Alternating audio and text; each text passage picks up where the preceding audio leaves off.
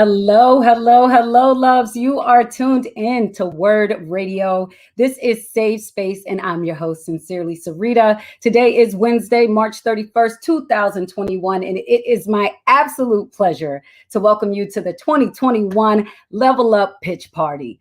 Shout out to the folks who are tuned in on 96.1 FM and 900 AM. Those of you streaming WURD TV on WURDradio.com and Facebook Live, YouTube, and Twitch. And of course, everyone who's listening in crystal clear on the free WURD app, which is available in the Apple app and Google Play stores.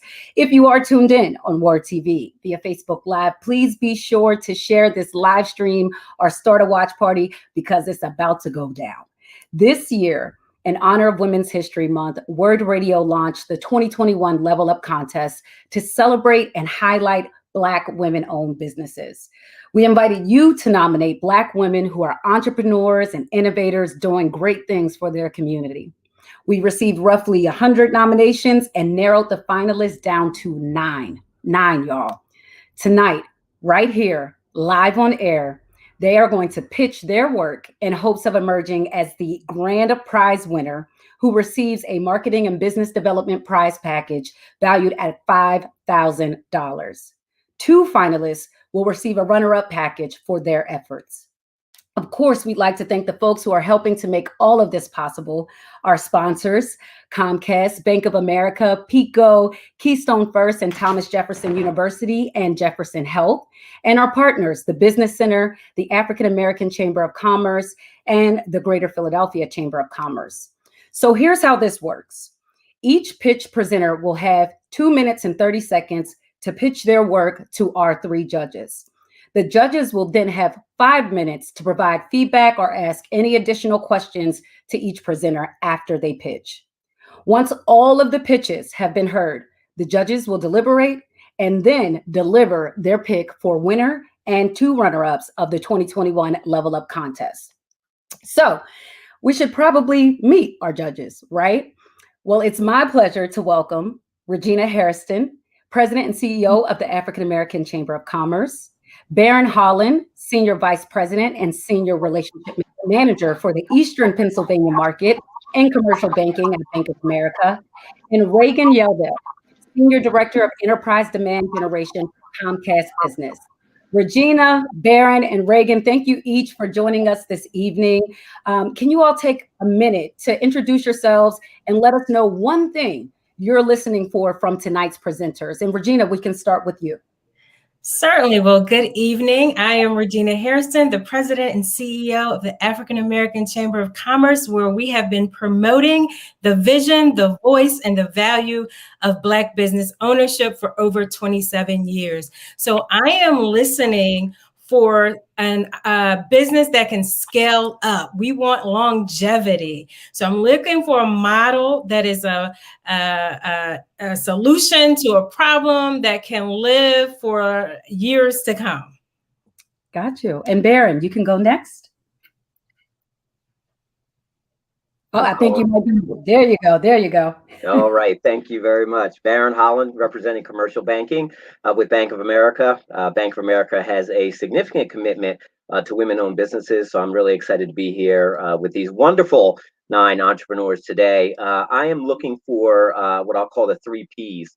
A business that is currently performing, a business owner that has passion, and a business that really knows how to pivot, because in this economic environment, with everything that's going on with COVID and the impact on the economy, you have to be flexible and nimble and be able to pivot in this environment. Absolutely. Absolutely. And last, but certainly not least, Reagan, please tell us a little about you. Good afternoon, evening, and happy Wednesday. I'm Reagan Yeldell, representing Comcast Business, and I have the honor of representing a program that we've launched called Comcast Rise, which is really, was born out of the circumstances we see a lot of our small businesses in the COVID environment. And so we have a vested interest in seeing those businesses succeed through marketing resources, technology resources, and actually funding. So one of the things that I am listening for is uniqueness, right? So what is that spark that business is bringing that could help solve a need, like Regina said, but also has a viable uniqueness that will gravitate to those in the marketplace? Absolutely. Absolutely. All right, loves. So there you have it. You've met our judges, and now it's time to welcome our first presenter to the 2021 Level Up Virtual Stage. Reverend Georgette Morgan Thomas, CEO of the American Hat Factory. Reverend Morgan Thomas, welcome, welcome. We are so excited to get this going. So listen, your 2 minutes and 30 seconds begins now. All right. Well, I am so excited. I thank you all for giving us the opportunity to present. And we are that business. We are the business that came out of the desire to begin to manufacture here in the United States. I grew up watching women and men wear hats in Alabama and in Harlem, and knew just how empowering it was for them and how much confidence it gave them. That minor, what appears to be a minor accessory.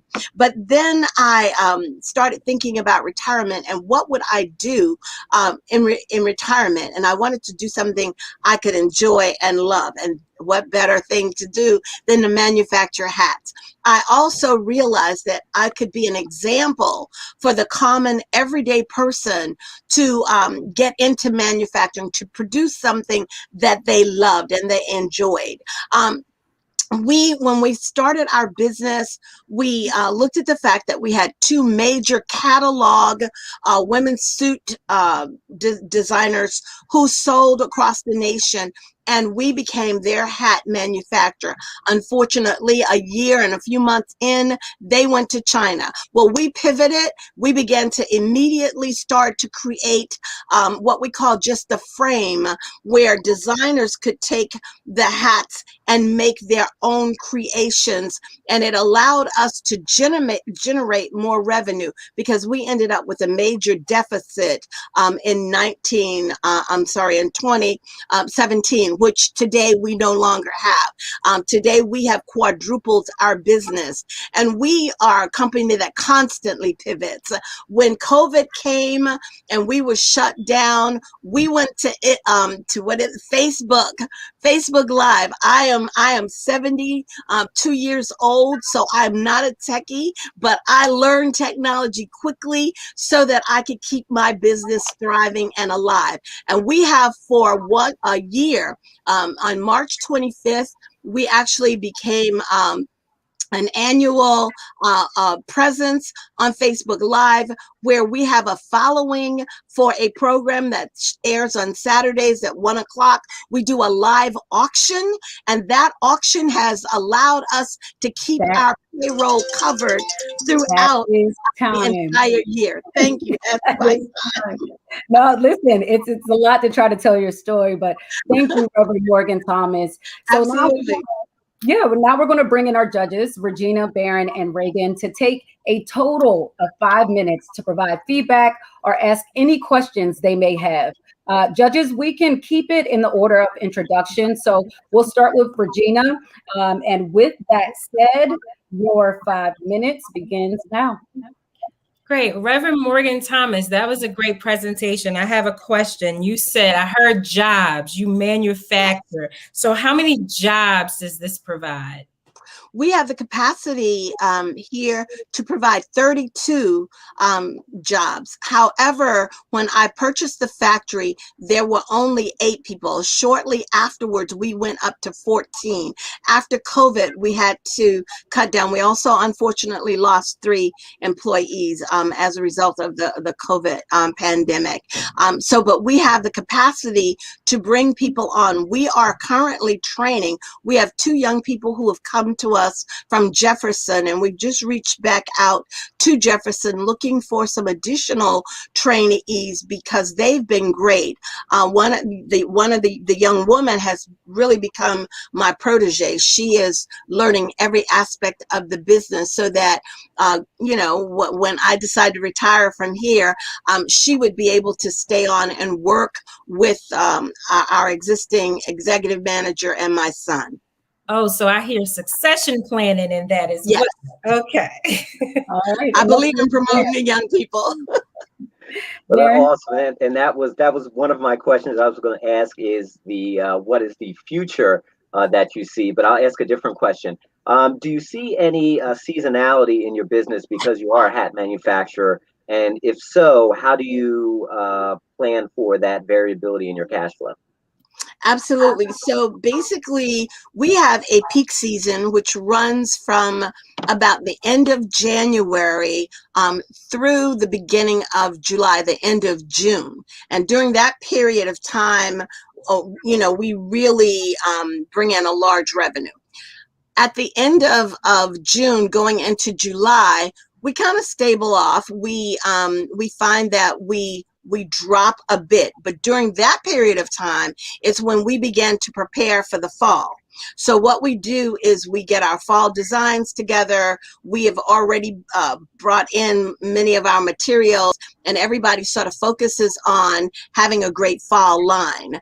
Now that we are on the Facebook Live, what we will be doing this year is we will be actually showing what our fall line will look like on social media. We also have a very large presence on social media. We're on Instagram, Facebook, and Twitter.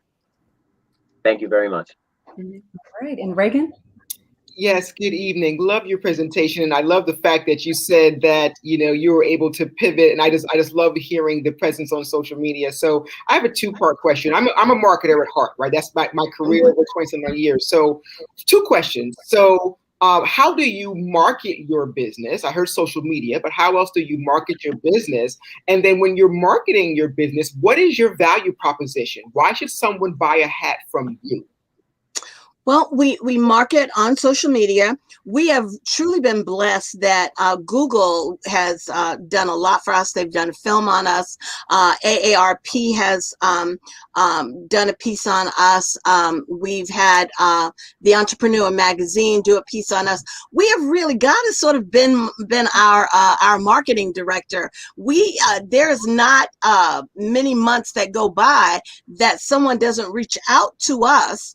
And then, we look up and we've got an article in the paper, or I was just highlighted for International Women in Business by Expedition Media. So we are constantly being sought out, and someone's put us out there, which has been a blessing because we didn't have a marketing budget.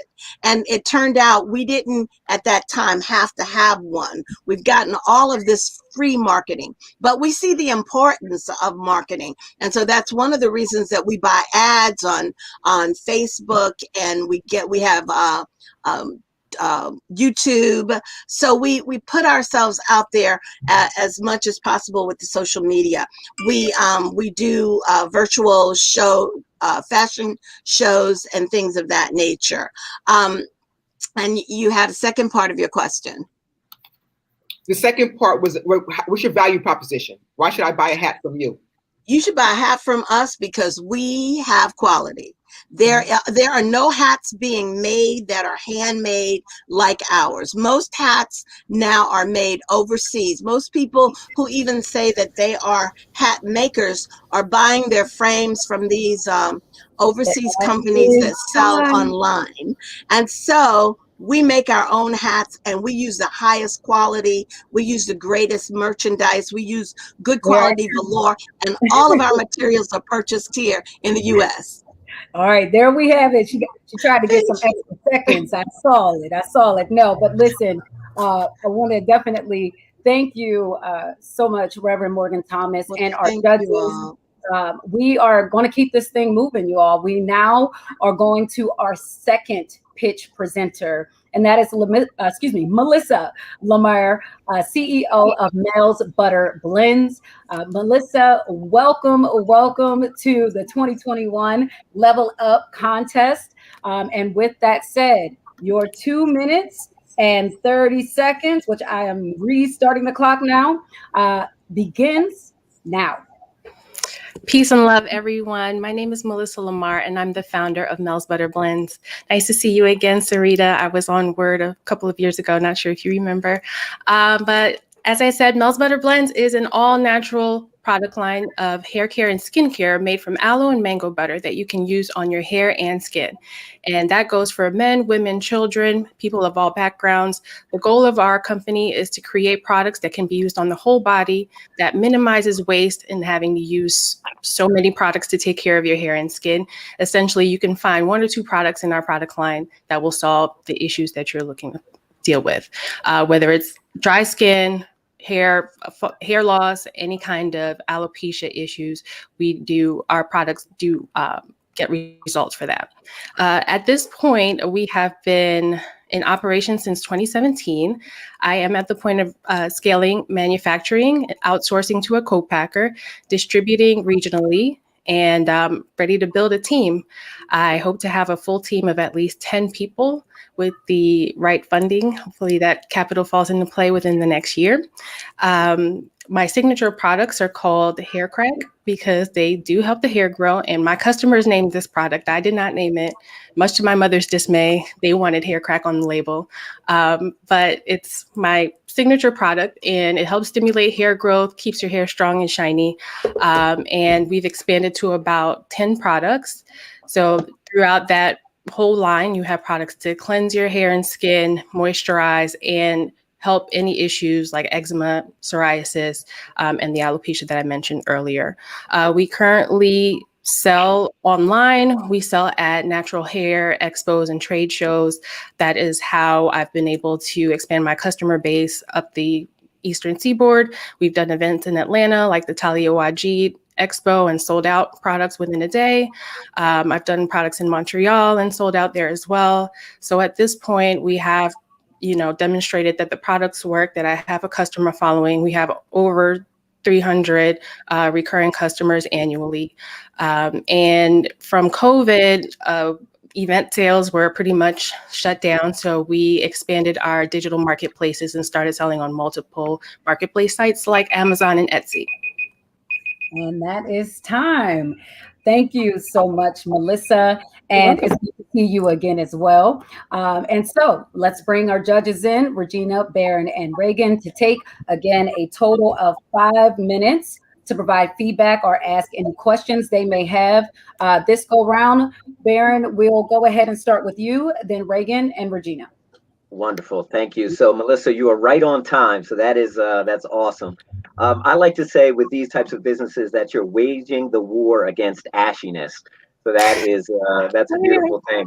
But in all seriousness, my question is, in this space, sort of the black hair, black skin space, it's extremely competitive and extremely crowded.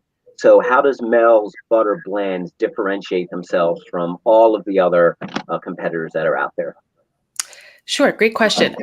Firstly, we are not a black hair care brand. Our products can be used by everyone. If you have hair, you have skin. Our products are made from aloe and mango butter, which are very versatile ingredients, so they absorb well into the hair and skin of multiple ethnicities and backgrounds.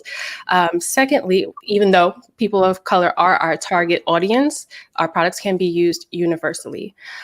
In addition, the products are not water-based or shea-based like a lot of the products in the natural hair market.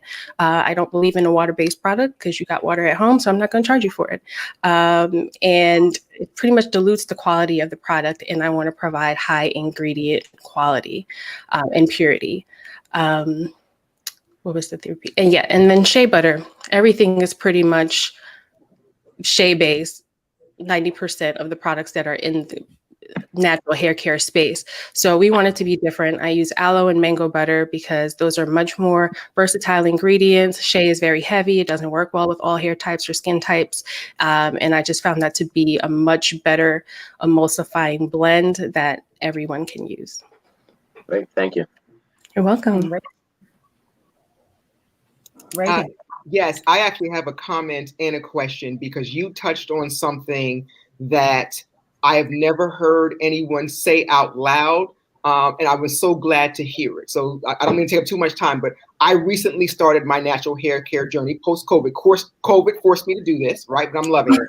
But the whole concept around why are products water-based when you have water at home, that I never understood that, but I'm just like, this woman gets it.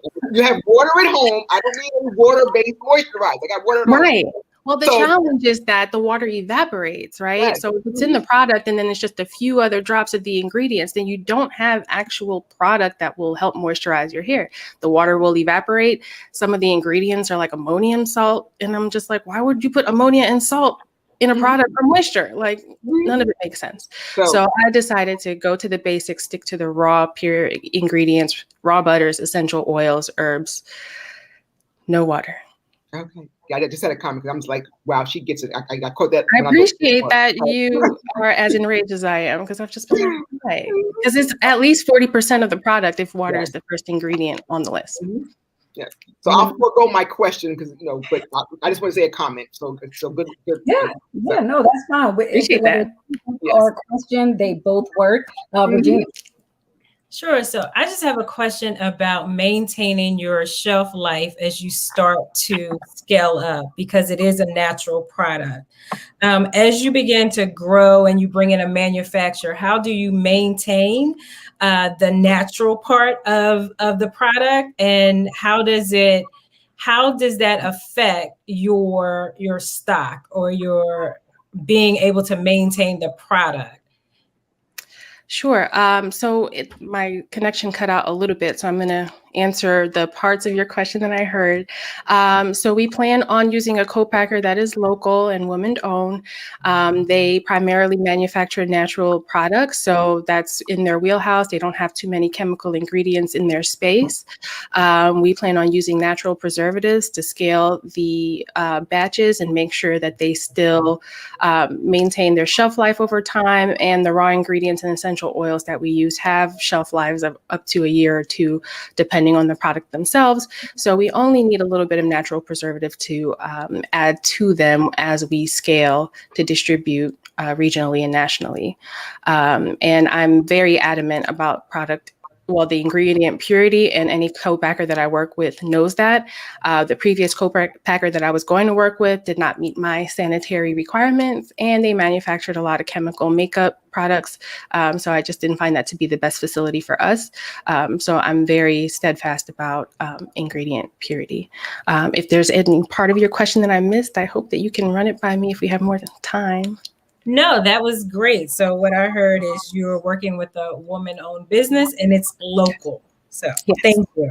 And I am the current young professional of the year with the African American Chamber of Commerce. Just quick plug. Hey, Regina.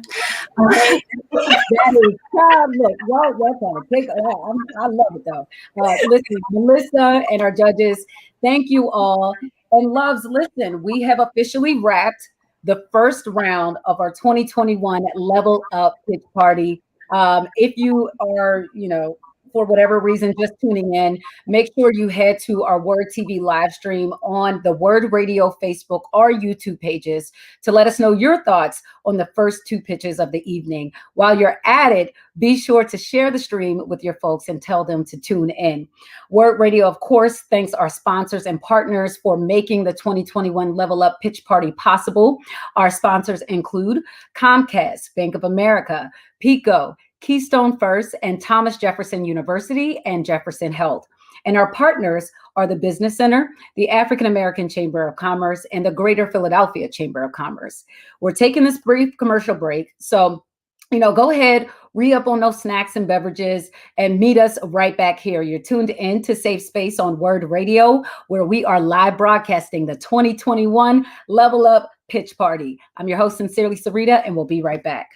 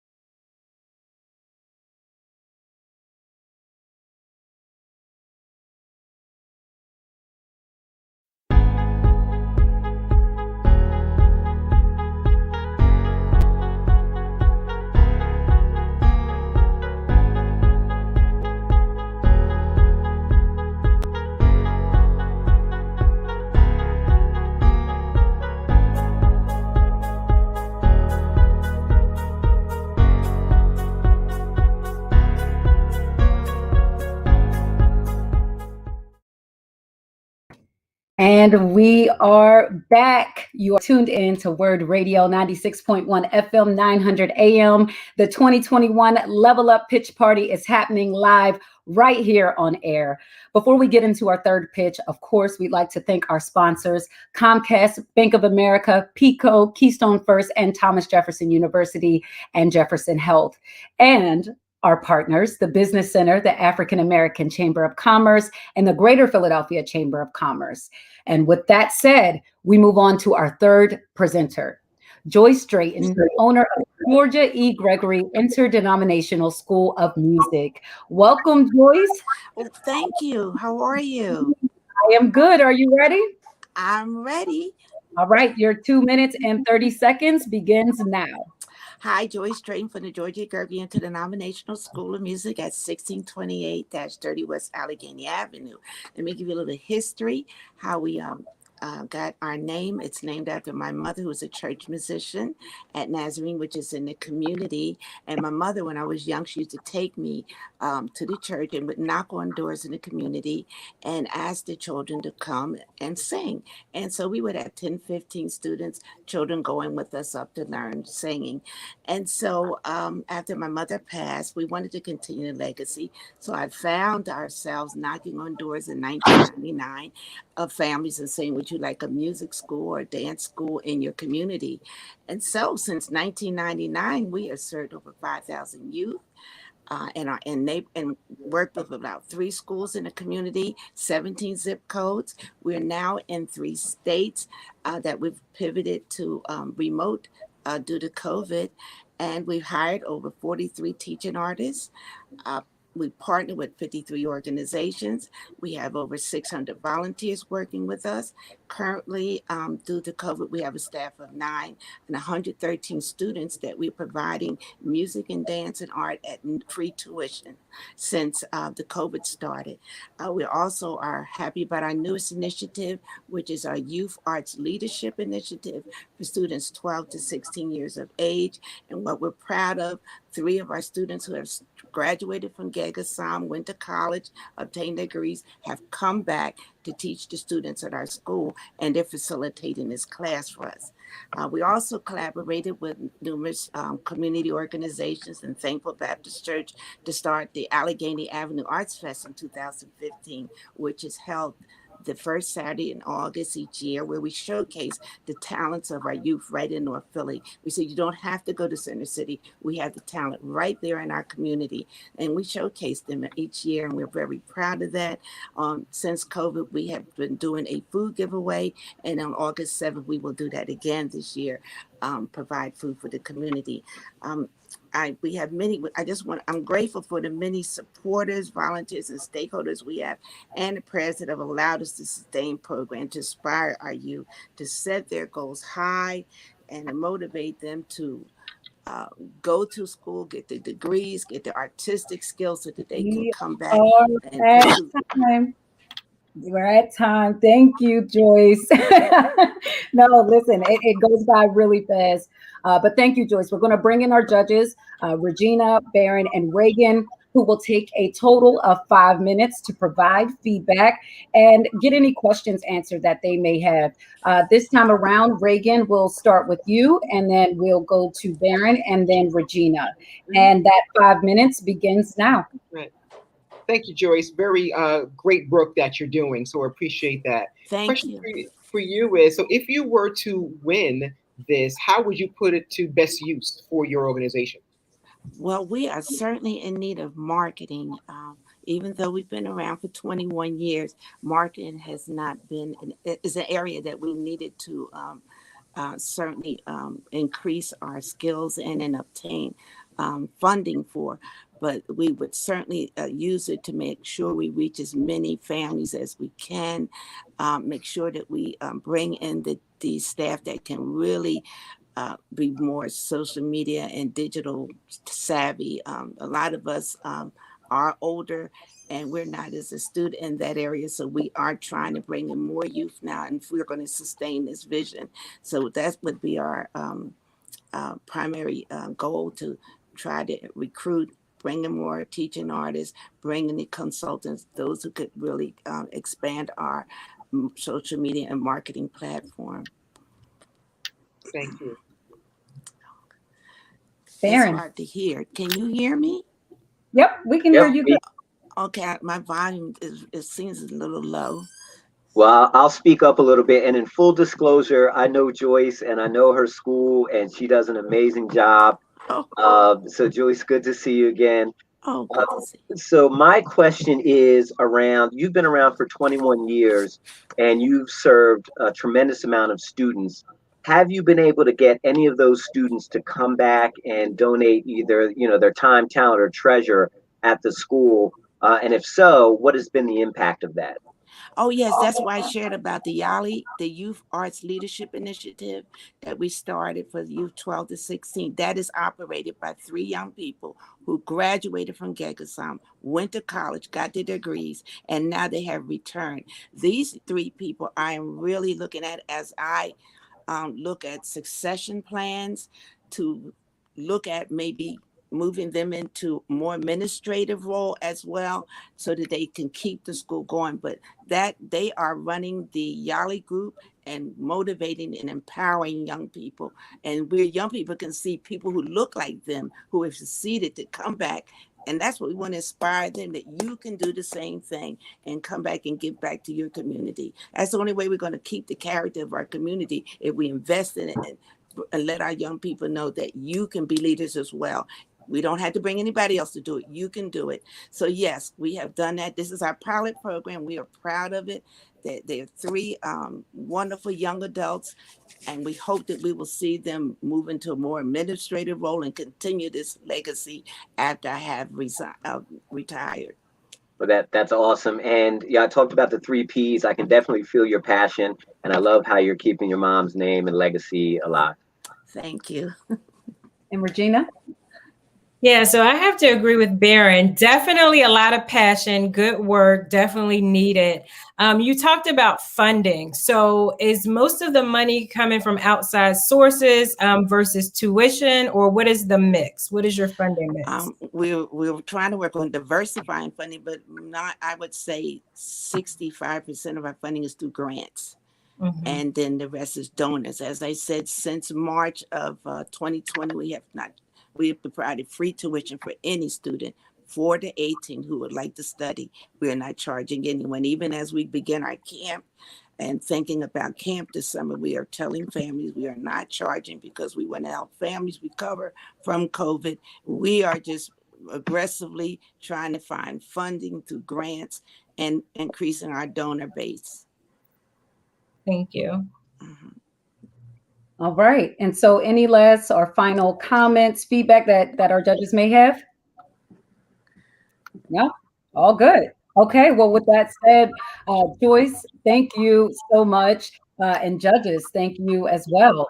And so we're going to go ahead and roll right along to our 4th presenter.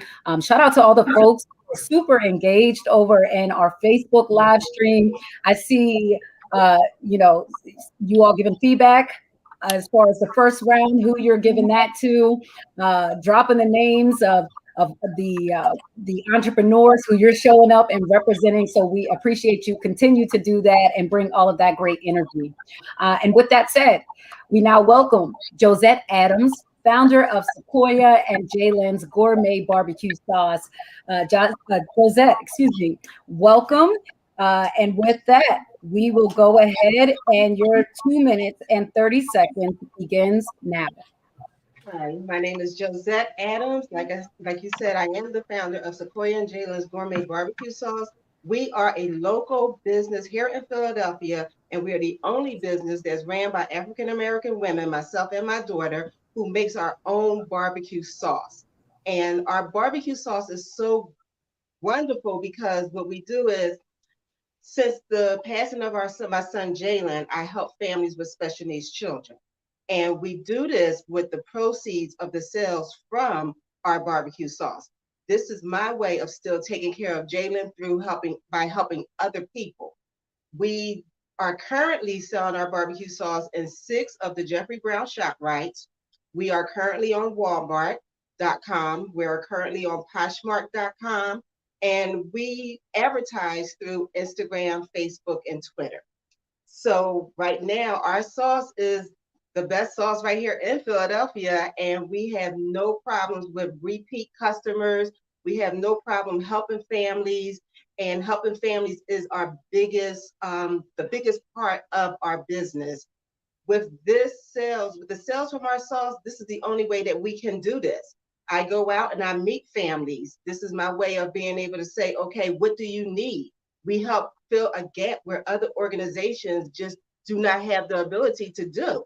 So we step in.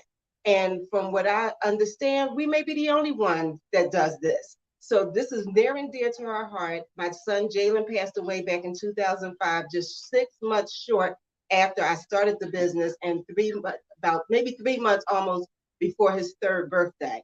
So right now, this is our baby. This is our baby. My daughter Sequoia is my vice president of the company.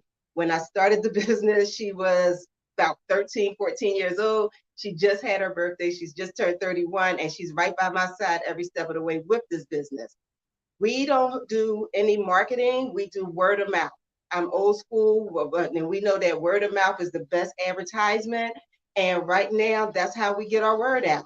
We just tell people to just try our sauce and tell somebody else. So right now, our sales are going well in all our avenues that we're selling it at. And we never had a complaint. We're working on new products currently, and we're the only product in the supermarket that has children on the label. So I have to take homage of that to my children. Thank you, Josette. And with that said, we're going to go ahead and bring our judges in.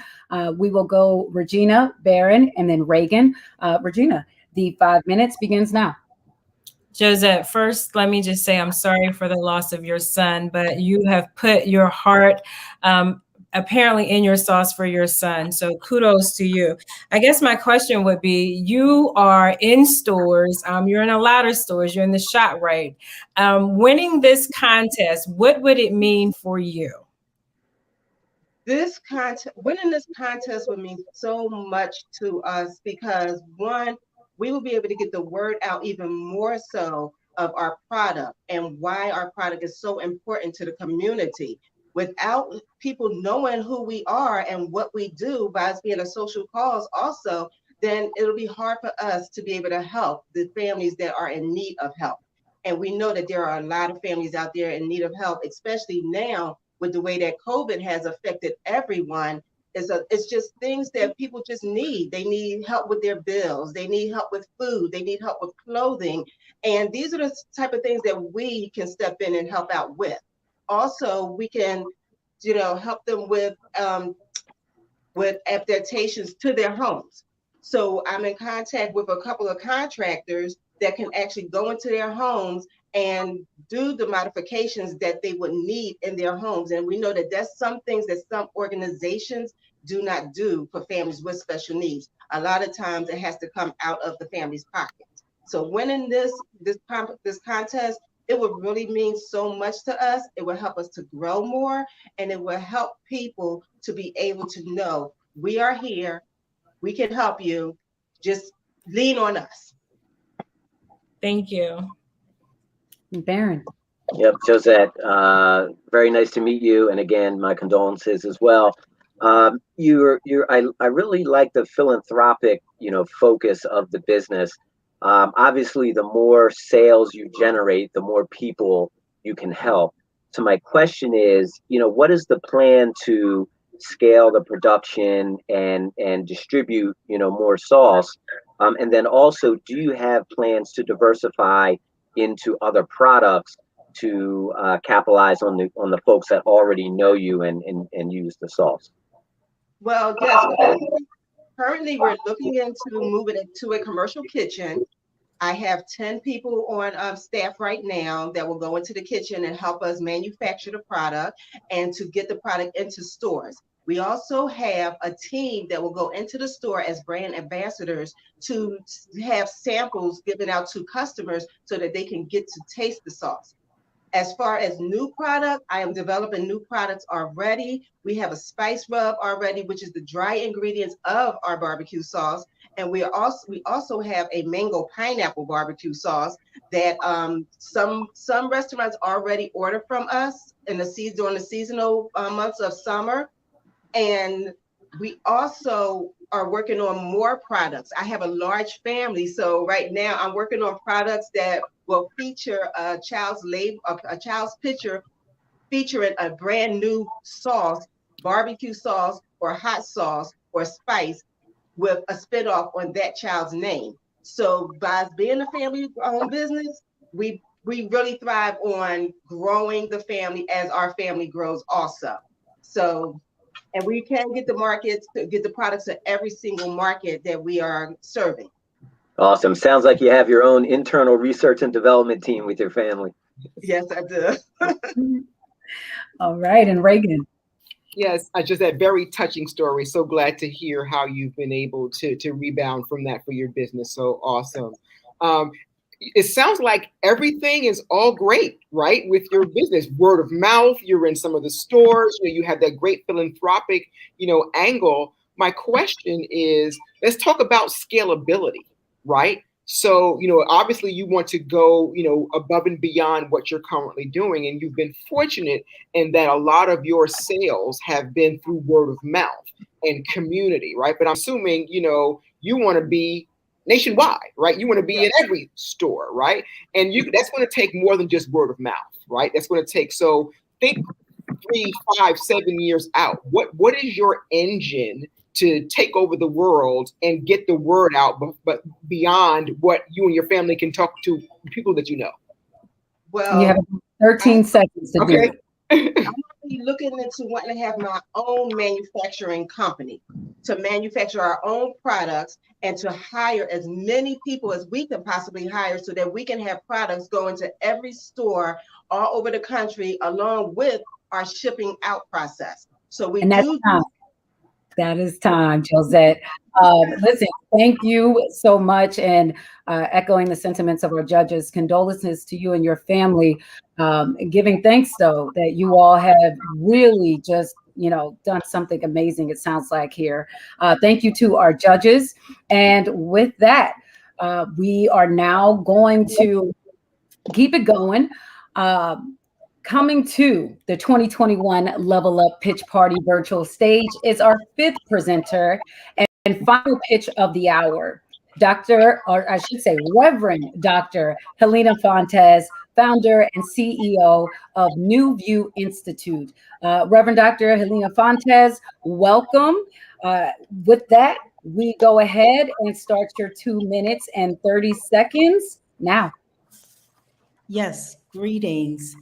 I am the founder and CEO of the New View Institute.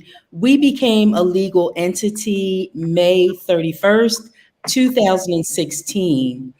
We were able to do that because I saw a need based on my own personal experience with domestic violence. Domestic violence ran rapid within the community that I lived in. And I saw a need to educate myself about the dynamics associated with domestic violence so that I could better serve my community.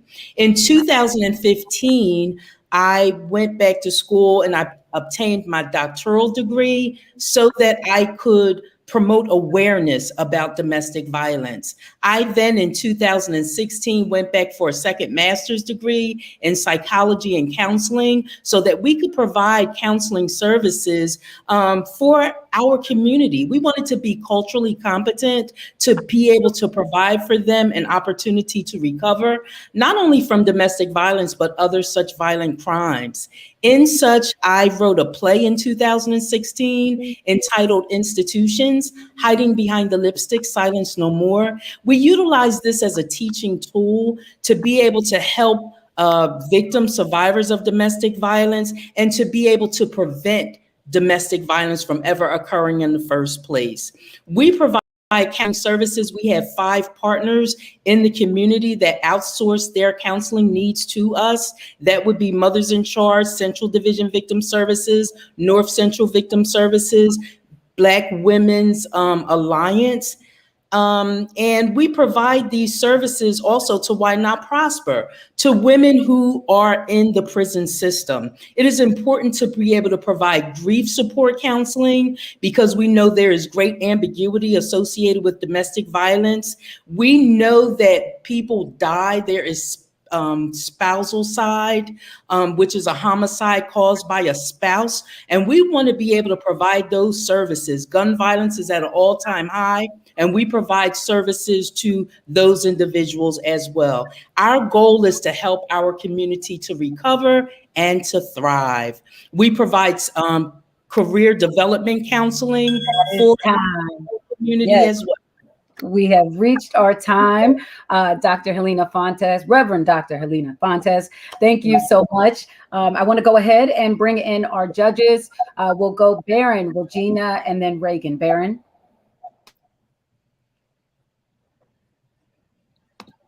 I think you muted. There you go. All right, somebody keeps muting me, but we're good. We're good. Thank you for all the good work. Very important social cause. My question is, if awarded with the victory today, how would you leverage everything that comes with the marketing and the funding that comes from the prize? We would be able to leverage our winnings by being able to market to a vast community. We know that although we provide services for the 22nd district, our services expand that territory. So through these marketing dollars and resources, we would be able to get the word out to the rest of the victim crime agencies in Philadelphia. We know that there are victim services that are provided in West Philly and South Philly, and all the different counties as well. And so we'd like for those organizations to also be able to outsource their counseling needs to New View Institute so that we could provide individual counseling, group counseling to them. We do provide and utilize theoretical orientations such as drama therapy, career development therapy, grief support, narrative therapy, all in which to help our community to recover and to thrive. So we would leverage those dollars by expanding the territory in which we serve at this time. Great, thank you. Thank you. Oh, this is great. So when you think about, I have maybe two questions. Number one, who is your competition in the market? Who else is in this space that is working with some of these organizations? And how big is your team and how do you attract your talent? Okay, so our team is, so far we have 5 people on our team. We are able to recruit through colleges. We do have persons that are working on their master's degree in psychology and counseling. So we have individuals that come to us needing an internship. So we are able to train those individuals and help them to be able to expand upon their skill set. Who our competition is. It's really difficult to say who our competition is. There are other organizations, of course, that provide counseling services, but what makes our organization, New View Institute, so unique is that we integrate spirituality and a religious component into our counseling care plan, if in fact the client needs that or has stated a need for that, because we know as people of color, Black and brown people, we find it important to integrate our spirituality and religion in our opportunities to recover. So there aren't really any organizations that I could say that actually does what we do, because we really focus on career development. We want our clients to, after an experience with domestic violence, and or after an experience with gun violence, to recognize when they come out of prison that you're not looking for a job anymore. We want to help you to look for a career. So therefore, we help to look at their passion and or their skill set. In addition, we provide a type of counseling where they are able to process their rage and then have counseling after that rage has been processed. We allow them to get linked up with the trades group, those who are contractors. We bring our young males in to be able to work out some of their frustration as they work in demolishing projects. So our program is pretty unique in that we look at the whole person, body, spirit, and soul, and we try to help them to recover from every aspect of their being. So we have about 45 seconds left. I want to make sure we get to Reagan. Thank you again. Great work, Doctor. So question for you, what are some of the challenges that you've had to overcome with what you're doing? Some of the challenges that we have tried to overcome is getting our community to ascribe to counseling. We know that there's great stigma associated with mental health services. And oftentimes, especially when you're dealing with the younger generation, they are less likely to want to sit and talk about what their problems are. Many of them have difficulty articulating what their challenges are, what level of pain they're experiencing. And Yep, we're at time. Listen, I want to thank you, Reverend Dr. Helena Fontes, and thank you to our judges. Loves, listen, we have officially wrapped the second round of our 2021 Level Up Pitch Party. If you are tuned in on WURD TV and live, or WURD TV live stream, I should say, on the WURD Radio Facebook or YouTube pages, let us know your thoughts on the pitches presented during this round. Don't forget to share the stream with your folks and let them know. I should say, let us know if you're over on Instagram or Twitter that you're tuned in and rocking with us, right? A special thank you to our sponsors, Comcast, Bank of America, PECO, Keystone First, Thomas Jefferson University, and Jefferson Health, and our partners, the Business Center, the African American Chamber of Commerce, and the Greater Philadelphia Chamber of Commerce. With their support, we're closing out Women's History Month, highlighting and celebrating Black women-owned businesses and the entrepreneurs behind them who are impacting our communities for the better. We're taking a brief commercial break, but don't go anywhere. Keep those dials locked and those tabs open. If you're tuned in virtually, you are listening to Save Space on WURD Radio, where we are live broadcasting the 2021 Level Up Pitch Party. I'm your host, Sincerely Syreeta, and we'll be back after these messages.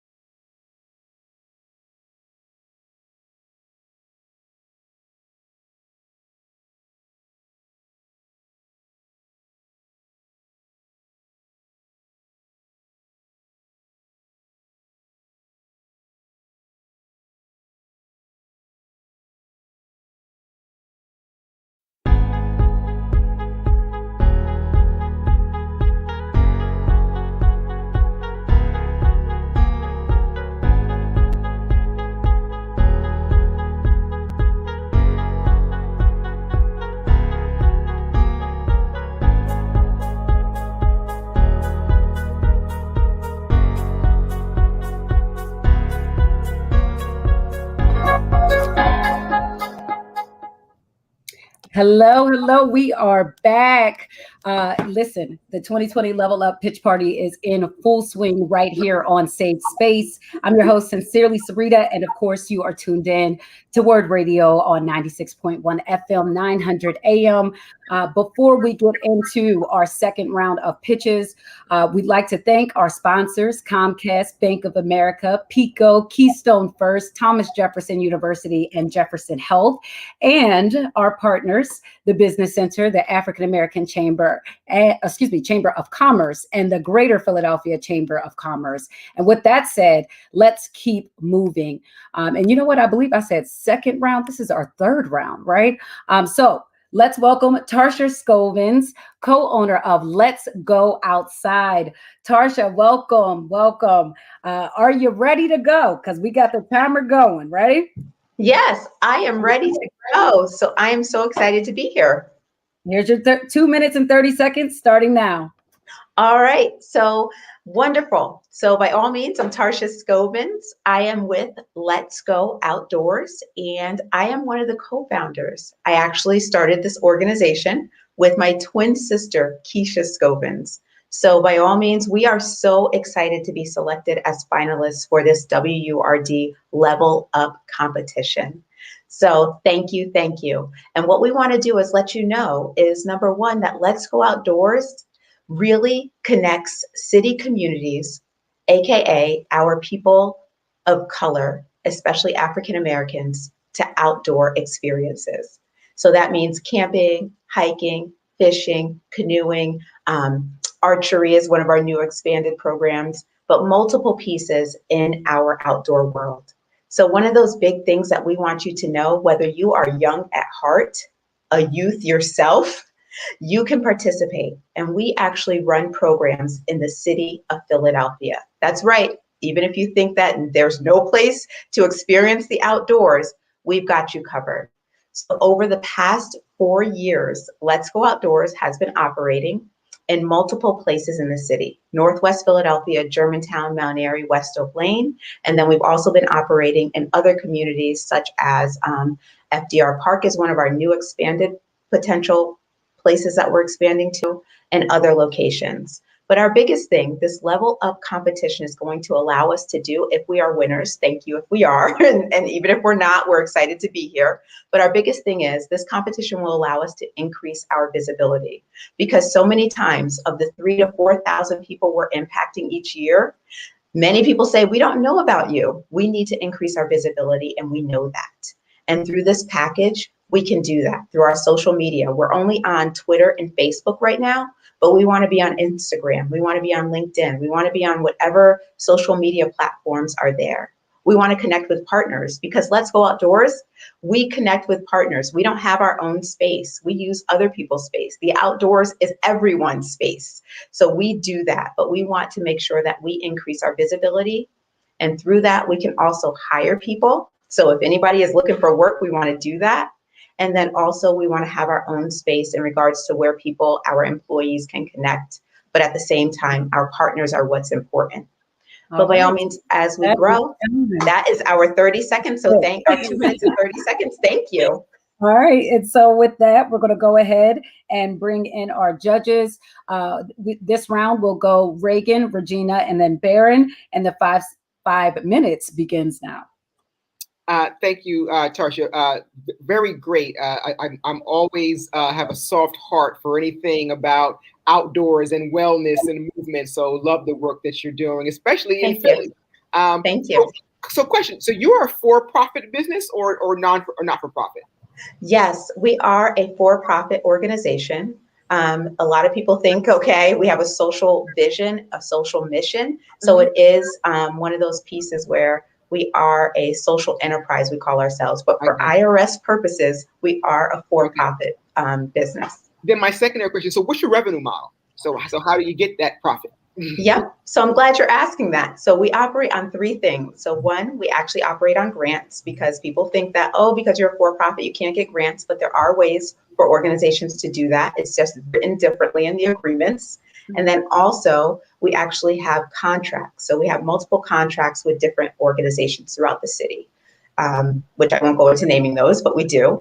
And then the other thing is we offer fee-based programs as well. So we can charge for maybe our outings to camping sessions or hiking sessions, or if we're going to start archery, that's going to be a fee-based program. But our fee-based programs turn into where we can actually allow multiple pieces where we can support people who can't afford it, because we want all people to be able to access outdoor activities, especially our people of color. So that's one of our biggest pieces. We don't want it to be a barrier for anybody to participate. So we do have a nonprofit affiliate that we support. Thank you. Thank you. So I'm just going to follow, on Reagan's line of questioning, because this is really interesting about this whole profit margin and business model. But I would say your pitch is really good, because I was like, oh, I'm going to look her up and I'm going to go outside because I need to. Okay. But the cost of doing business, while you don't really have overhead for a space, but it must be a high cost in insurance. It's funny that you mentioned that, Regan. So yeah, and let me make sure, Regina, right? So I apologize. So Regan was the first and Regina. So let me actually tell you, yes, insurance does cost quite a bit. So that's something that we always have to factor in. It is something that we know as an outdoor recreation program organization, that it's something we have to keep in mind. Ways that we really think about that is making sure that through our contracts, we can build that in as an insurance cost. And then also thinking about when we build our fees, and we have to really think about adding that as a potential cost. But at the same time, we've connected that over the past 4 years as we've launched and moved forward. And we've planned accordingly for it too. Thank you. Thank you. And Baron, we're going to bring you in. All right, there we go. Can you hear me? Yes. Okay, beautiful. A lot of questions, short period of time. So how did you and Keisha come up with the concept? And then are you a year-round program? Yeah, thanks, Baron, for asking that. So one of the big things how Keisha and I actually came up with this is because as young individuals, when we were growing up, we played, double dutch, wiffle ball, red light, green light on the street. And then it was like, oh, when the cars came by, it was like, oh, they're in our space. And then, but anyway, long story short, we did not grow up in outdoor activities. So we didn't do fishing, we didn't do hiking, we didn't do camping, we didn't do any of that until we got to like some touch points with Girl Scouts. Fast forward multiple years, since we're limited on time, is my sister and I, Keisha, basically what we decided to do was we wanted to make sure our daughters, since we have Black children and we are women of color, we want to make sure that they feel comfortable going in outdoor spaces, because we camped, we hiked as we got after our undergrad degrees. We went across country. So that's really how this started, a passion for making sure that our daughters, who are women of color, or girls of color, we should say, could experience this and not feel intimidated, not feeling like this isn't a place for them. And then also moving into cities, because we grew up in a city, it was like, okay, we wanted to make sure that these city spaces, there are greenscapes, especially in the city of Philadelphia. It's amazing. It's like there's multiple green spaces that we could be participating in, even from vacant lots to, Fairmount Park and multiple other spaces. And then the other piece that you asked about, Baron, is in regards to, I forgot, my mind just went blank. That's okay, year-round program. Year-round program. Yeah.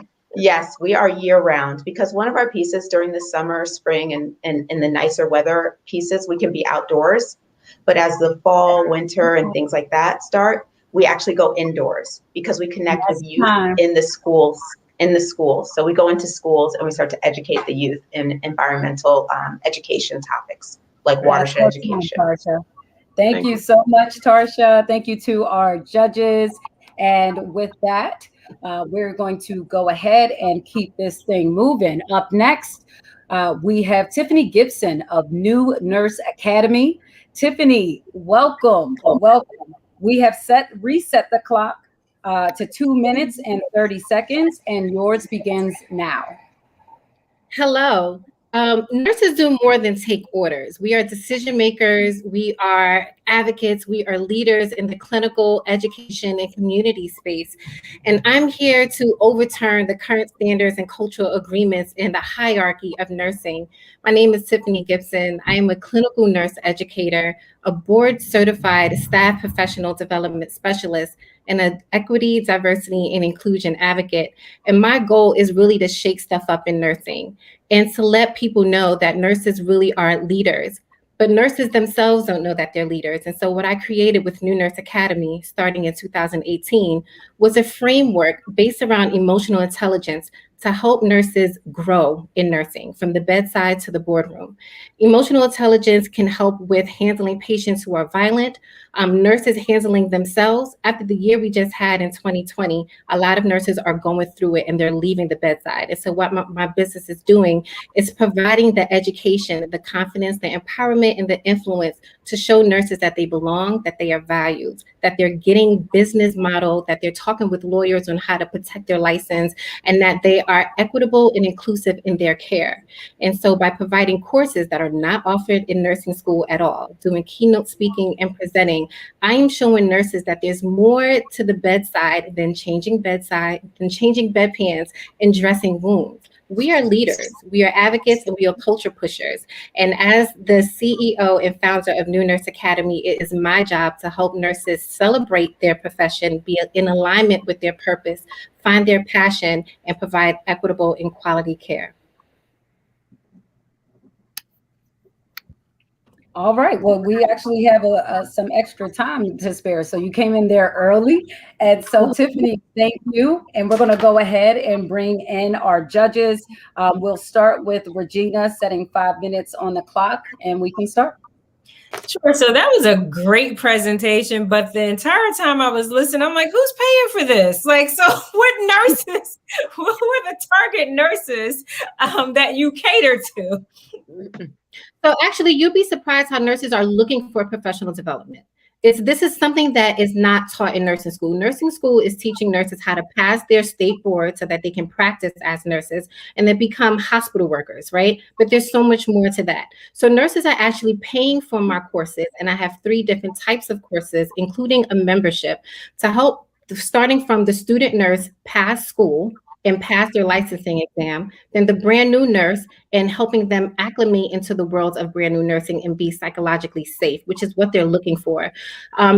Right now, the education and orientation for nursing has dwindled because of the pandemic. Staffing is atrocious. And so there's not a lot of time in mentoring and making sure that there is good orientation and onboarding for the new staff, and they're scared. And so they're paying for a personal preceptor. They're paying for the development. And then I have the nurses who've been in the field for more than 5 years or so, and they're looking for something else.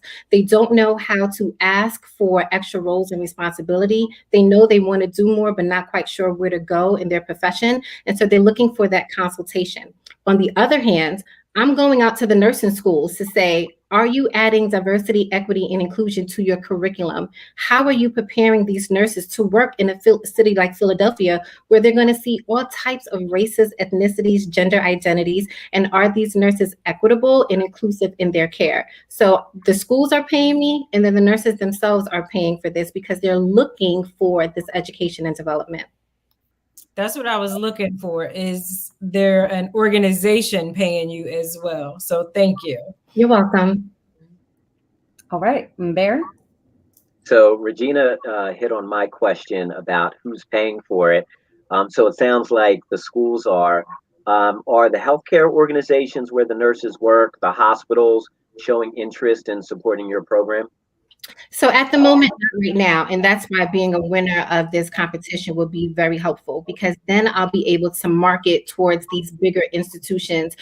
Say, for example, we have the smaller hospitals that's around Philadelphia.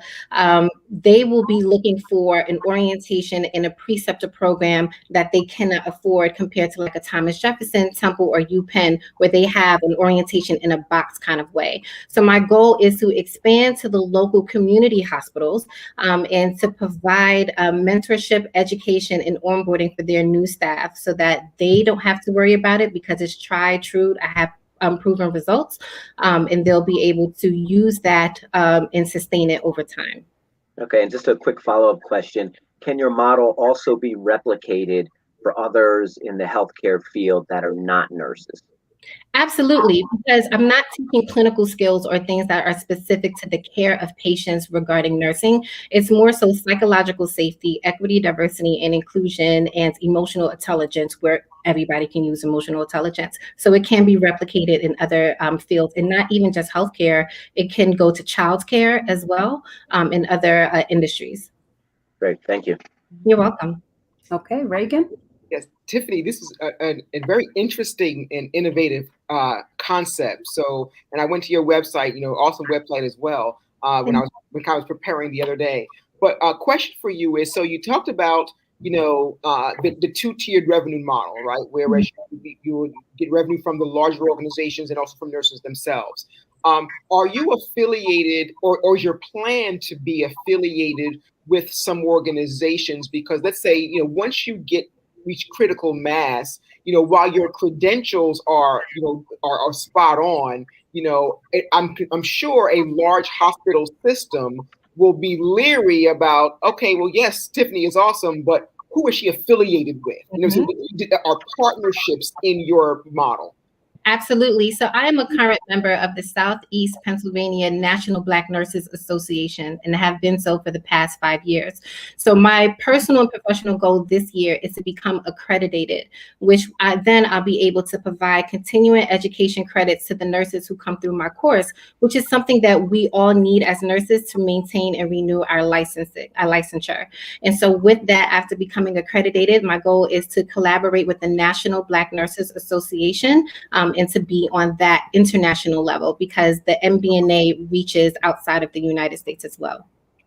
And that is time. Listen, Tiffany, thank you so much. Thank you to our judges and loves. We are going to keep this thing rolling. Up next, we have our 8th pitch presented by Antoinette Gilmore, founder, CEO, and artistic director of Dance for Nia. Antoinette, welcome. We are resetting the clock, and your 2 minutes and 30 seconds begins now. Greetings.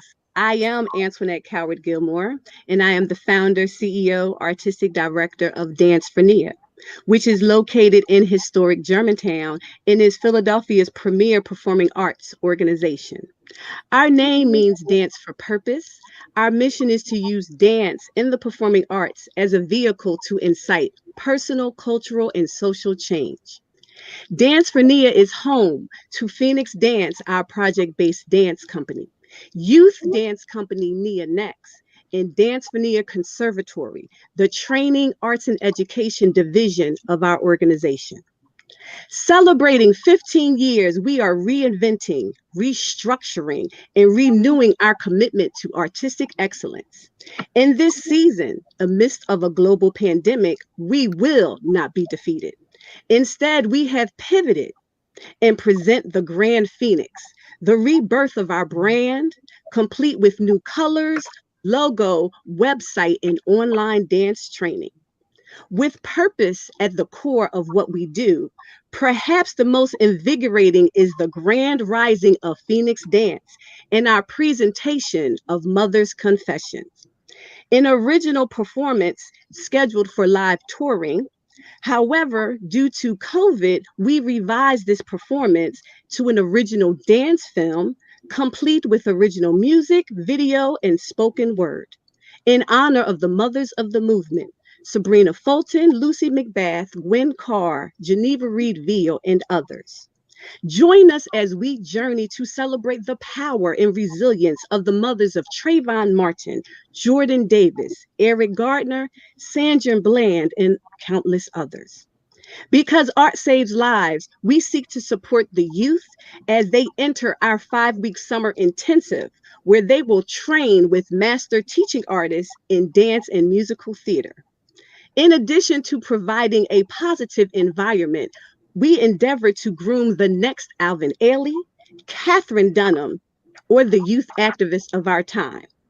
At Dance for Nia, we lead with purpose.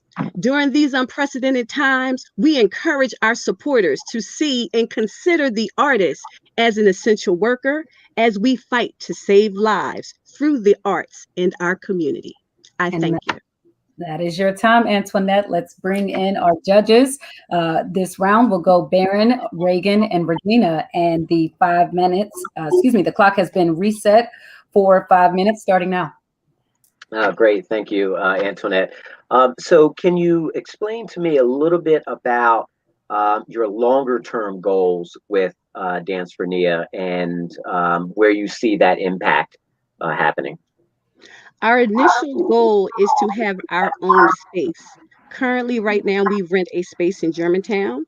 However, once our current lease is up, we are planning to have a capital campaign to raise $50,000 to buy into a artist condo haven so that we can have a sustained home for our professional dance company to rehearse, for our youth to have a steady place to study, and our junior company to thrive and work with other professionals in the field. And what's your time frame when you talk about, I guess, short term or medium term? 3 years to raise 50,000 and ongoing raising funds unconditionally. Great, thank you. Thank you. And I think it's up to you, Bess. And so, great presentation. I can definitely see the passion in your face and hear it in your voice.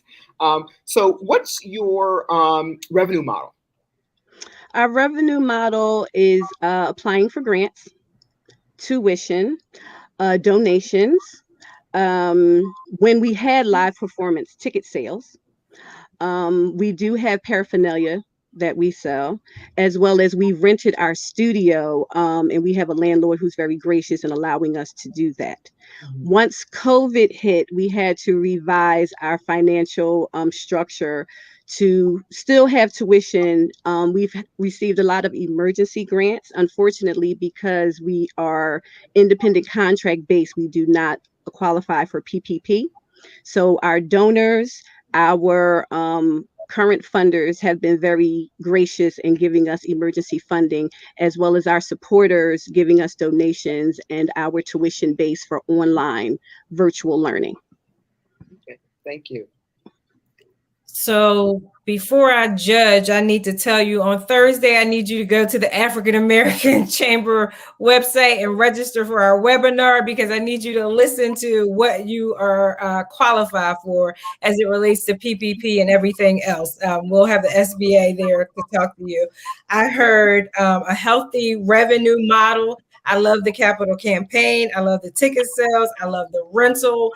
I love that you were able to pivot virtually, which means you've been able to increase your reach.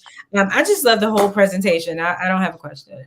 Thank you. Oh, can I add, we do have our 15th anniversary pledge campaign. So every 15th day of the month, we've asked on social media for people to donate $15 to represent 15 years. And our goal by July 2021 is $15,000. So far, we've raised over $8,000. Okay. All right. So there we have it. Antoinette, thank you so much. And of course, always thankful to our judges. We are now at our 9th and final pitch of the evening. Anissa Smith, CEO of Black Food and Dessert Expo. Welcome. I am restarting the clock in this moment so that we can go ahead and dive right in. You are our final pitch presenter, and your 2 minutes and 30 seconds begins now. Awesome sauce. Can everyone hear me okay? Great. Ooh, wait, you're giving us Transformer. I'm going to pause the clock. You sound really static. We might have to try to work some things out on the back end. So I'll say this, Anissa, let's try to reboot to get you back in here. And while she's doing that, I want to shout out some folks that I see who are tuned in over on our WURD TV live streams, Facebook. You can catch us over there, as well as YouTube. So let's see. Serenity said, please help the single mom make her sauce available worldwide. Homemade and Black-owned, baby. And best of all, supporting families and families with special needs. Plus, it tastes good. Let's see who else we have here. Tasha said, let's go Sequoia and Jalen's barbecue sauce. Jalen's is getting some love over here, especially it looks like that mango pineapple. Which y'all know I'm Fat Kids Unite, so that definitely stuck out to me. And Mabel said, congratulations, Joyce Brayton, on your nomination. Miss Joy said, what an awesome array of talented entrepreneurs. And let's see who else we have. Lynette, she said, wow, or excuse me, Lynn, Miss Lynn, she said, wow, the participants are so awesome. Can we make them all winners? I honestly cannot choose. So this is a perfect opportunity to do a refresher, right? There will be one grand prize winner. Okay, and then there will be two finalists who will come in as all runners up. Shout out to Organics Lock. She says so many amazing Black entrepreneurs uplifting our community. Absolutely, this is why we do the 2021 Level Up contest, right? Especially for this year. And it looks like we have Anissa back. Anissa, let's see if we're doing better on sound. Yes, testing. 1, 2. Awesome. Awesome. So I'm going to go ahead, reset this clock here, 2 minutes, 30 seconds, and you are good to go now. Awesome. Hello, everyone. My name is Anissa Smith, and I am the CEO and founder of the Black Food and Dessert Expo, also known as BFADE. We are the most delicious showcase of Black chefs and bakers, helping to circulate our dollars in our community and change the narrative about Black businesses. Being a foodie myself, I've traveled to various food and dessert expos across the country and often noticed that there are not a lot of Black chefs and bakers. Why, we ask? Because historically, these Black-owned food businesses do not meet the requirements and cannot afford the astronomical fees. When I launched my own cupcake business, I also recognized that there was very little support and unity within the Black-owned food community. In 2018, food businesses became the second most popular small business industry with a 14% increase. And the pandemic has people ordering takeout, to-go, and meal prep services more than ever before. For many foodpreneurs, having a culinary talent or product idea is only step one. And that's where the Black Food and Dessert Expo comes in. Since our inception in 2017, we've helped over 200 Black chefs and bakers turn their craft into a business. We help them step by step to set goals, write a business plan, get legal, and learn marketing tools for success. Our one-of-a-kind expos have been attended by over 3,000 people, and our chefs and bakers are able to showcase their delicious culinary creations. This marketing campaign can help BFADE level up by gaining more exposure, helping businesses, and eventually expanding our expos to various states. Our long-term goal includes investing in a commercial space that will serve as an affordable and accessible commissary, demo, and ghost kitchen for our chefs and bakers. We are so much more than an expo. We are a movement that continually proves that our businesses can win together. And even in a pandemic, we've pivoted to do what we do best, which is serve local, homegrown chefs and bakers. And you can check them out at our spring pop-up experience, April the 23rd to the 25th, right here in Philadelphia, PA. To learn more, visit bfadetickets.com. That's BFADE tickets.com. Also check us out on Instagram and Facebook, and we will see you at the next Black Food and Dessert Expo. Thank you. All right. Thank you, Anissa. And with that, we're going straight to our judges. We'll go Reagan, Regina, and then Baron for 5 minutes, and starting now. Right. Great presentation. Love, again, the excitement. You're getting me excited and hungry. So I think that's awesome. So I always ask the question, right? Great presentation, but how do you make money? Yep. So we make money with vendor fees and the tickets. Our expos are ticketed events. And so our attendees pay to get samples and to shop and purchase from the various chefs and bakers, and also from our vendor fees, as well as our sponsorships as well. Okay. Thank you. You're welcome. Thank you. Mm-hmm. Oh, I'm sorry. Was I next? Yes. All right. No, I love it. I love the fact that you had the statistics. You talked about all of the barriers to entry and how you've remove those barriers. So let's talk about some of those barriers, that expertise. You're bringing in all the folks that help them stand up the businesses and make sure that they have their legal, their CPAs, they have all the things that they need to make sure that they're doing the business of their businesses. So talk to me about those workshops. Where do you source some of your talent for that, the professionals? Are they getting paid? Are they volunteers? How does that work? Yeah, so it's really about resourcing and network. So volunteers. So our workshops include everything from writing business goals to writing a business plan, as well as how you obtain your ServSafe and become legal in cities like Philadelphia and states like New Jersey, because the legalities are so different for many food businesses, right? Whether you're a baker or a food business. We also help people connect with, if you say you want to have a food truck, we connect them with local food truck owners, because we really don't understand what we want or where we want to go with our business. Everyone has a different plan. Some people just want to be a caterer. Some people want to own a restaurant, but we also allow them to connect with those people. So it's a volunteer basis as well. We work with different sponsors who have MBAs and really help with the business aspect. I have a lawyer and a financial accountant on the team as well. So really giving these businesses the things that they really don't get. You may just know how to make a great cupcake, but how do you turn that into a profitable, sustainable business? Thank you. You're so welcome.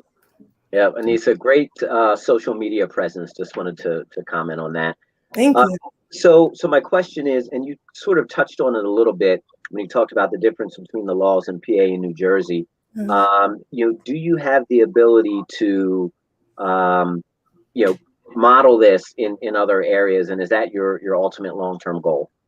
Yes, absolutely. It is. We actually did our first Beyond Pennsylvania Expo in Baltimore, Maryland in 2018, and it was very effective, where we were able to learn what the food industry is like out there, what the requirements are, and really create a network for those chefs in that area. So we can come in and provide them with the services, our resources, but then once they build that community, they continue to flourish. And the expo is just the icing on the cake, right? So it's really about the resources, the community, and the connection, and we can do that in any state we go to. Great, thank you. You're so welcome. All right, judges, if we have no other questions or comments, this officially wraps our third round. Anissa, thank you so much for delivering the final pitch of the evening. And loves, with that, we will now take the next step, right? So wherever you may be tuning in from, please join us in sharing a round of applause for all of our 2021 Level Up Pitch Party presenters and judges. We're going to go to commercial break. And when we come back, we'll hear from our judges, who have been scoring each of the pitches throughout the evening. They'll share a bit of their reactions to the pitches and any other additional commentary that they have. But we want to make sure to give a special thank you to our 2021 Level Up contest sponsors, Comcast, Bank of America, PECO, Keystone First, Thomas Jefferson University, and Jefferson Health, and our partners, the Business Center, the African American Chamber of Commerce, and the Greater Philadelphia Chamber of Commerce. You are tuned in to Save Space on WURD Radio, 96.1 FM, 900 AM. This is the Level Up Pitch Party. I am your host, Sincerely Syreeta, and we'll be back after these messages.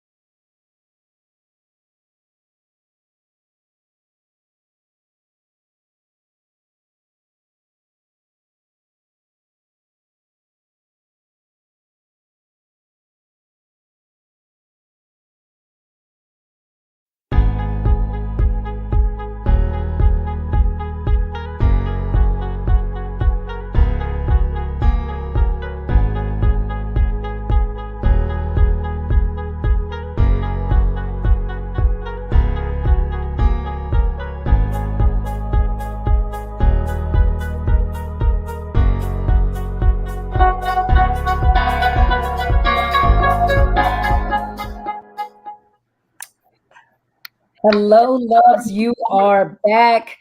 We have the 2021 level up pitch party in full effect.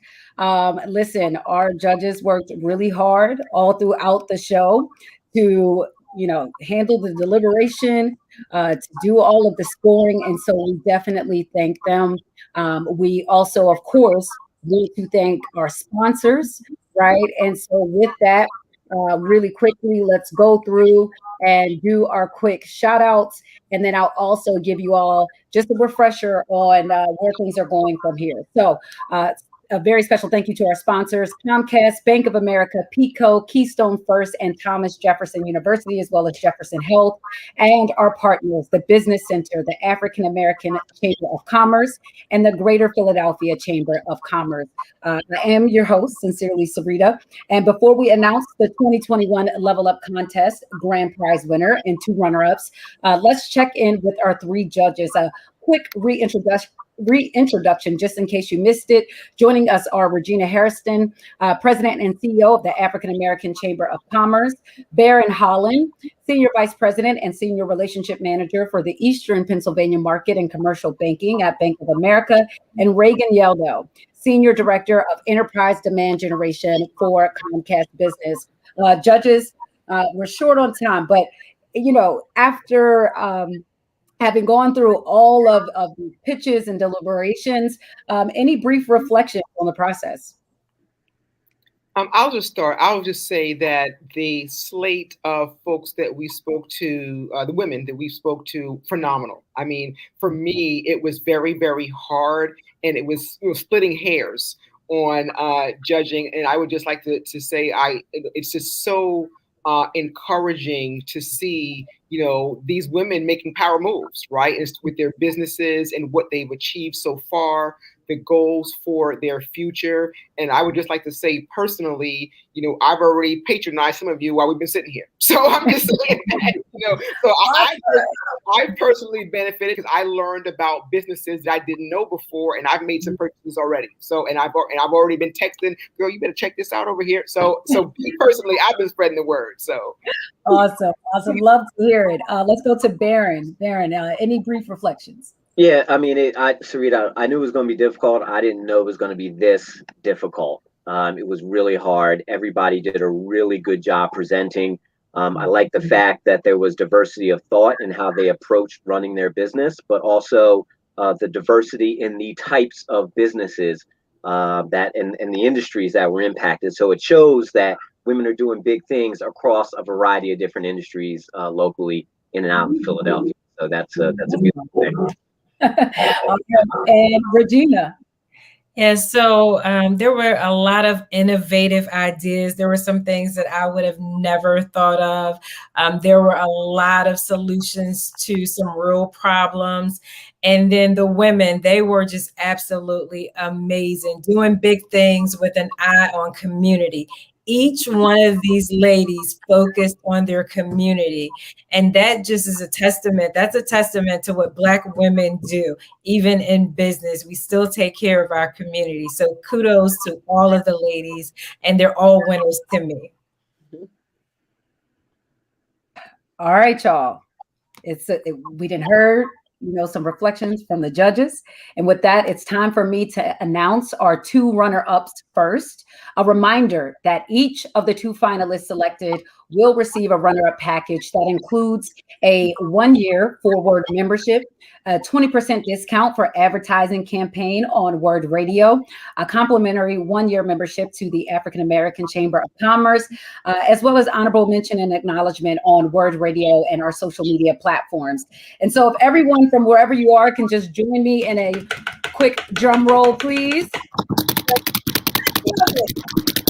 Yes, the 2021 Level Up Pitch Party runner-ups are Reverend Dr. Helena Fontes, founder and CEO of New View Institute, and Antoinette Gilmore, founder, CEO, and artistic director of Dance for Nia. So congratulations to you both. Great pitches. And with that, we will now announce our grand prize winner. The finalists selected as the 2021 Level Up Contest winner will receive a grand prize valued at $5,000. It includes a 1-year Forward Small Business membership, radio advertising, an on-air interview, social media outreach, acknowledgement in the WURD newsletter, featured on our livelihood website, wordworks.com, a complimentary 1-year membership to the Greater Philadelphia Chamber of Commerce, a complimentary 1-year membership to the African American Chamber of Commerce, and free access to 3 trainings at the Business Center. And so with that said, give me those drum rolls once again. The winner of the 2021 Level Up Contest and Pitch Party is Anissa Smith, CEO of Black Food and Dessert Expo. Anissa, congratulations. Thank you all so much. So we got like a minute or so. Listen, this is your moment, girl. All right, thank you. I just want to thank everyone that believes in me. I truly have a heart for people, and I started this because I believe that helping someone else will never dim your light. It will only shine brighter. And this is a true testimony that guess what? When you help other people, God will show up and out for you. So here we come, the Black Food and Dessert Expo. Look out, we're on the move. Thank you, everyone. Thank you, WURD. I appreciate you all. You listen, you are more than deserving. Wow. What an evening, right? A round of applause to all of our presenters for the work they did on the stage this evening and the work they do in our community every single day. All of the presenters you heard this evening will receive a Forward membership. And just a reminder that you can start or renew your Forward membership by visiting wordradio.com/join now today. Again, congratulations to our runner-ups, Reverend Dr. Helena Fontes and Antoinette.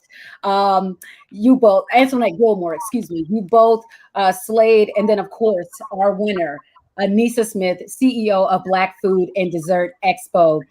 We want to thank our judges, Regina, Barron, and Reagan. Our sponsors, Comcast, Bank of America, PICO, Keystone First, Thomas Jefferson University, and Jefferson Health, and our partners, the Business Center, the African American Chamber of Commerce, and the Greater Philadelphia Chamber of Commerce. This brings us to the official close of the 2021 Level Up Contest and Pitch Party. Happy Women's History Month to you all, and please support a Black woman-owned business, not just during this month, but every month. Much love and appreciation to Kayla J for holding down the phone lines, the board, and everything in between.